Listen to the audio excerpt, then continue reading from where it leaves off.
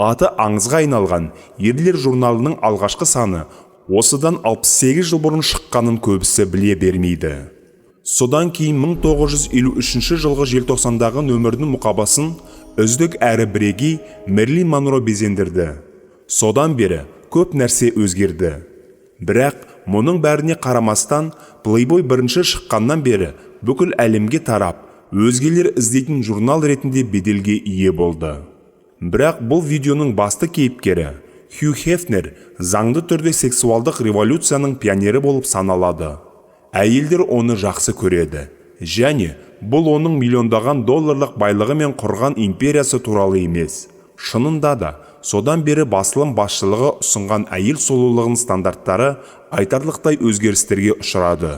Бірақ сонымен бірге, бүкіл әлемде дәл осы стандарттарды өзгерткен Playboy болды. Әйгілі жылтыр мұқабаның негізін қалаушы американдық Хью Маттерсон Хефнер. Ұзақ уақыт бұрын 1926 жылы 9 сәуірде Чикаго қаласында Хефнер отбасында бала дүниеге келеді. Оның есімі Хью болады. Отбасындағы атмосфера консервативті болды. Мектептен бастап жас Хью жас өспірімдер өнеріне жақын болды. Сабақта ынталы емес еді. Мектепте оқытылатын нәрсеге қызықпаса да, бірақ мақала жазуды ұнататын және журналист болып жұмыс істеуді армандайтын. Хью жас кезінде-ақ өз құрдастарынан сыртқы келбеті мен сымбатты түрі арқылы ерекшеленетін. Бұл ретте ол қыз-келіншектердің үлкен назарына ие болды. Мектепті бітірген соң жігіт әскерге кетті. Содан кейін ол тіпті екінші дүниежүзілік соғысқа қатысып, сонымен бірге шағын әскери газеттің авторы болды. Баспа саласына жақын болу үшін Хефнер тіпті Шафт журналының редакторы болып жұмысқа орналасты. Онда ол мақалалармен емес, карикатуралармен жұмыс істеді. Содан кейін 23 жасында өте жас болғандықтан, темпераментті Хью Милдред есімді сұлу әрі өзінің бұрынғы сыныптасына үйленді. Ол көп ұзамай оған 2 бала, Кристия атты қыз бен Дэвид Пол атты ұл сыйлады. Осы уақытқа дейін Хью бірнеше баспаларды ауыстырып үлгерді. Esquire журналының жарнама бөлімінде жұмыс жасап жүреді. Алайда, беделді баспада жұмыс істесе де, 2 кішкентай баласы бар отбасын асырауға қаражат жетпейді. Өзінің кірісіне сәйкес келмейтін жұмыс көлемін істеп жатқан түсінген Хефнер, жалақысын көтеруді сұрап, басшыларға барады. Бірақ сол жерде оны ескі әдіспен бас тарту күтіп тұрды. Осылайша, ашуға бұлыққан жігіт бірден жұмыстан кету туралы арызын береді. Болашақта біреуге жұмыс істемей, өзіне қызмет қылып, әлдене ойлап табу керек деген шешім қабылдайды. Осы уақытқа дейін ол журналистика мәселелерін жақсы біледі. Сонымен қатар, өршіл және тәуелсіз жұмыс жасауға дайын болды. Бірақ тағы да бәрі сол ақшаға келіп тіреледі. Оған жаңа жұмыс орын іздеуге тура келеді. Дәл сол сәтте сұхбат алу үшін барған кезде, оның бүкіл өмірін түбегейлі өзгерткен бір нәрсе болды. Бір күні сұхбаттасын күтіп отырғанда, оның көзі баспаның үстелінде тұрған жартылай жалаңаш Мерлин Монроның суреті бар ашық хатқа түсті. Дәл осы сәтте оның басына тамаша ой келді. Хью ер адамдарға арналған өзінің журналын құруға шешім қабылдайды. Журналды қызықты мақалалар мен және сәл ойнақы реңктермен әрлеймін деп ойша жоспар құрады. Кешке қарай жігіт үйіне қайтқанда да бұл ойды басынан шығара алмайды. Осылайша әрекет етуге дайын екенін түсініп, ең алдымен инвесторларды табу керек деген шешімге келеді. Алайда Хефнер өзі жинаған қаражаттан тек $600 ғана бөле алды. Хафнердің 58 жастағы анасы Каролина Хьюге тағы $1000 жинаған ақшасын береді. $8000 жергілікті инвесторлар салады. Қысқасы, Хьюдің бұл идеясын таныстары өте қызықты деп санайды. Ақша мәселесі шешілген соң, оның алдында жаңа міндет тұрды. Журналдың атауы. Ақыр соңында, сіз кемені қалай атасаңыз, солай жүзеді. Бірінші идея бойдақтар кеші, Stag Party деп атау болды. Ал оның логотипі смокинг киген бұғы болу керек. Сондай-ақ цилиндр, джентльмен, сэр, сатир, пан сияқты нұсқалар да қарастырылды. Бірақ басқа ерлер журналының иесі Стаг егер ол Стак Парти атауын таңдаса, Хефнерді сотқа беремін деп қорқытты. Playboy нұсқасын әріптес бизнесмен Элден Селлерс ұсынды. Бұл шағын жергілікті автокөлік сату агенттігінің атауы болатын. Хью бұл тамаша идея деп ойлады. Ұғынықты және анық естілді. Ол көп ойланбастан осы атауға тоқталуға шешім қабылдайды. Сол аралықта Playboy'дың бірінші арт-директоры, суретші Артур Пол мойында көбелегі бар қара құлақты жануар сүйкімді көрініп, көзге қорқыныш ұялатпайтын еді.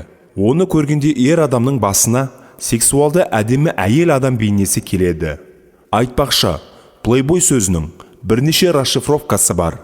Play аудармасы ойнау болса, ал boy жігіт деген мағынаны білдіреді. Күнделікті және өндірістік мәселелерге келетін болсақ, Хефнердің редакциясы үшін бөлек бөлме болған жоқ. Бөлменің макетін құрастырып, сызып ретке келтіру жұмыстарын өз пәтерінің ас үйінде жүзеге асырды. Басылымды таратуға келетін болсақ, Хью тек тексерілген баспаларға жүгінуді шешім қабылдайды.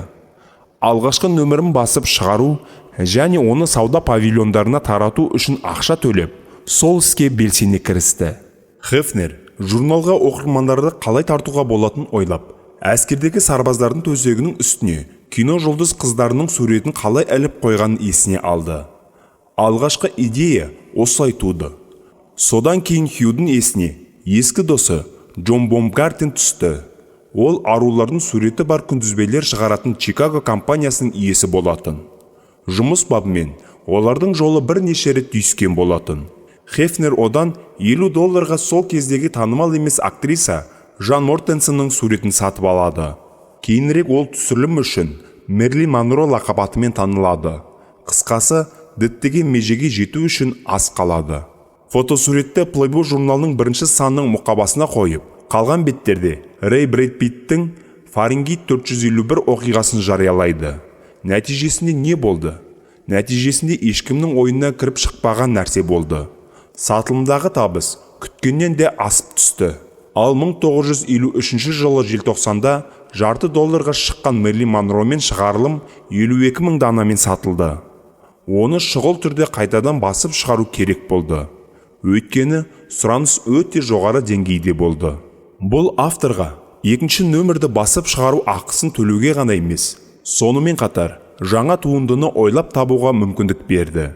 Дәл осындай сәтті бастама ойын-сауық империясын және Хью Хафманды Playboy деп аталатын империяны дүниеге әкелді. Әрі қарай журнал тоқтаусыз дами бастады. Журналдың 50-ші жылдар мәдениетіне ену де алғашында қиындыққа толы болды. Одан кейін тыйым салынған жазушылар репрессиялық сексуалдық заңнамаға, ФБР мен және тіпті шіркеулермен біраз мәселелер туындады. Мен ешқашан Playboy'ды жыныстық қатынас журналы деп ойламадым.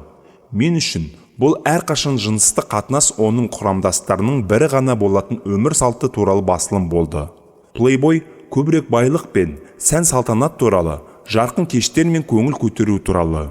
Playboy бұл белгілі бір дәрежеде еркін болуға және басқалардан назарын аударуға шақыру деп атап өтті. Әйгілі баспагер бірде сұхбатында. Набоков, Хемингуэй, Артур Миллер, Жан-Поль Сартр сынды танымал тұлғалардың журнал бетінде қызықты сұхбаттар шыққанын ересек, оның сөзі шындыққа жанасады. Журналдың негізін қалаушылардың айтуынша, эротикалық позадағы жалаңаш қыздардың суреттері қалың оқырман қауымды тарту үшін ғана жасалған әдіс. Одан әрі басылым беттерінде жаһандық өмір проблемалары туралы ойлар да, танымал адамдармен сұхбат және тағы да басқа мақалалар да жарияланды. Бірақ жартылай жалаңаш қыздардың суреттері ер адамдар арасында айтарлықтай танымал болғаны белгілі болды. Кеудесін амбразураға қойып жатқан алғашқы модель Марги Харрис болды. Қыз журнал таратумен айналысқан. 1954 жылы қаңтар айының аруы ол басылымның екінші нөмірін шығарғанымен Playboy журналының ай қызы атағын алған алғашқы ару болды. 1955 жылы Хефнер ай қызы бағанасын басқарды. Ол кейінірек тұрақты бағаға айналды. Кино жұлдыздарын емес, қарапайым қыздардың фотосуреттерін жариялау идеясы да өз уақытында шынымен революциялық болды. Сұлулар тек Голливудта ғана өмір сүріп қоймайды.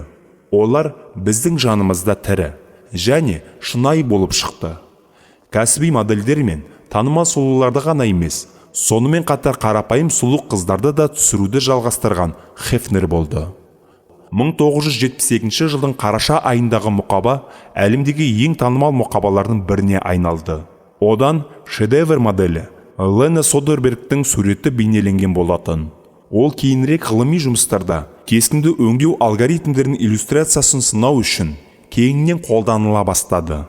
Сондай-ақ цифрландырылды және фотомодельдер ARPANET желісінде алғаш рет цифрлық түрде жіберілді. Ол қазіргі интернеттің прототипі еді. Империясының басында Хефнер әйгілі Playboy кештерін өткізе бастады.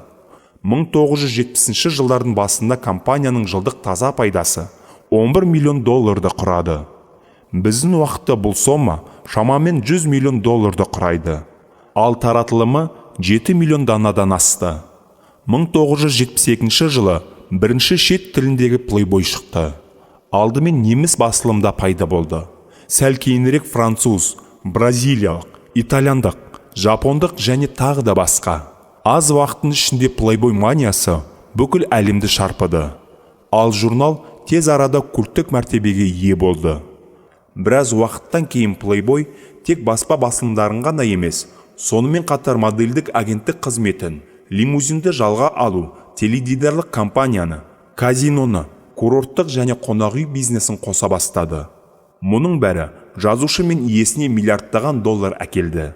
Бірақ 80-ші жылдардың басында Playboy империясы құмар ойындарға байланысты $363 миллион табысының 45% дерлік жоғалтты.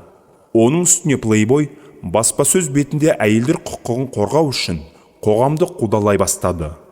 1985 жылға қарай журналдың ақштағы таралымы 4 миллионға дейін төмендеді. Көп ұзамай ақш президенті Рональд Рейган құрған комиссия бір қатар басылымдарды тек арнайы сөрелерден сатуға бұйрық берді. Журнал тарату желісінің мыңдаған нүктелерінде енді таралмайтын болды. Бірақ сәтсіздік мұнымен бітпеді. Өйткені Хью өзінің имиджін отбасылық бақытпен төледі. 2000 жылдан бері Хефнер Лос-Анджелестегі өзінің Playboy сарайында 18 бен 28 аралығындағы 7 қызбен бірге тұрады. Егер Хью Хефнерден Лос-Анджелестегі үйінде кімнің қонақ болатынын қалайтынын сұраса, ол еш ойланбастан Памела Андерсон деп жауап беретін еді. 2010 жылы ол тағы да ұсыныс жасады.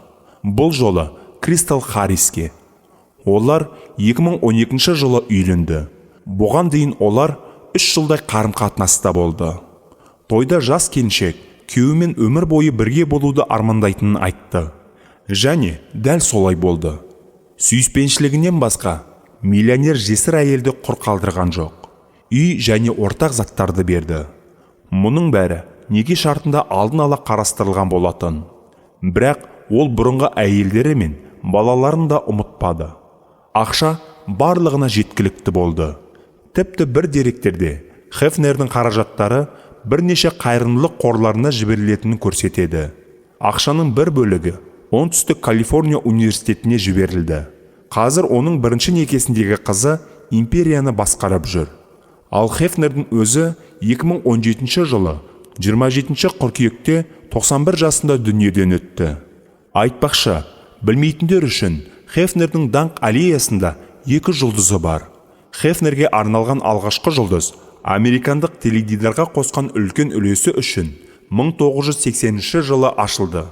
Ал екінші бөлігін 2006 жылы магнат Джонни Брэндон мен Джек Дэниелс Палмс қонақ үйінде жасаған. Журналдың бүкіл тарихында шамамен 70 жыл бұрын оның мұқабасында жүздеген қыздар пайда болды. Бүгінгі күні Playboy әлемдегі ең танымал брендтердің бірі. Журналдың 30-дан астам елде аймақтық редакциялары бар. Оның беттерінде жүздеген танымал актрисалар, әншілер, спортшылар мен тележүргізушілер шықты.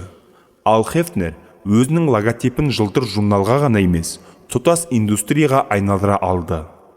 Сол көбелегі бар қоянның басын бүгін көзілдіріктен, киімдерден, қалпақтардан, парфюмдардан және тағы басқалардан көруге болады. Әрине, бұл бүкіл компания үлкен пайда әкеледі. Хьюдің өзіне келетін болсақ, ол туралы көп адамдар айтпайды. Ол бүкіл империяны өз қолымен құрған қарапайым жұмысшы болды. 91 жасында да аянбай еңбек етті. Ал ашық кештердегі бойдақтың жарқын бейнесіне келетін болсақ, ол жай ғана өз бейнесінің кепілі болды. Жалпы, бұл Playboy брендінің табыс тарихы. Жасы 70-ке толған оқиға, ал бюджеті небәрі $9600 тұратын шағын пәтердің ас үйінен басталды. Бұл сомаға біреу өзіне әдемі көлік сатып алар еді, ал біреу осы сомадан миллиардтаған бизнес жобасын тұрғыза алды. Достар, естігендеріңіз туралы өз ойларыңызды жазыңыздар. Бірақ бүгінге осымен тәмам. Егер сізге ұнаса, видеоны бағалаңыз және Қазақ YouTube арнасын қолдай жүрейік.